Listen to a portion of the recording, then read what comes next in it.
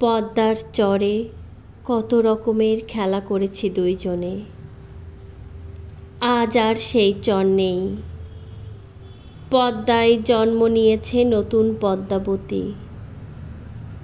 তার বুকে উঠেছে যে নতুন চর। এই চরের জন্য কৃষক, জেলে ও দখলবাজের আগমনীর যাত্রা উৎসবে মেতেছে।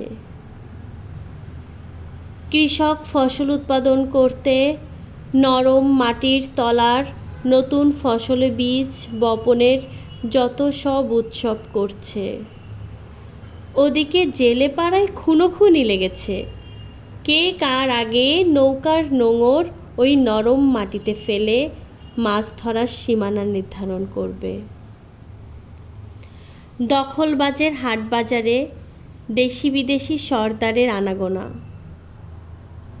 নতুন নতুন ধাল শকরির ঝনঝনানি, গোলা বারুদের তীব্র ধুমসা গন্ধ আকাশে। আস্ত মহিষের পোলাও, কোরমা, মদ মদিরায় আসরেই মাতোয়ারা। এইদিকে পদ্মাবতী নিজেই জানে না।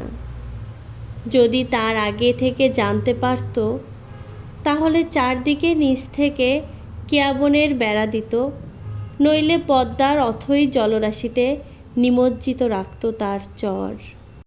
গোয়ালানন্দ ঘাটের প্লাস্টিক বস্তাবন্দি মাটির জেগে ওঠা ছোট চর নিয়ে এত সব আয়োজন।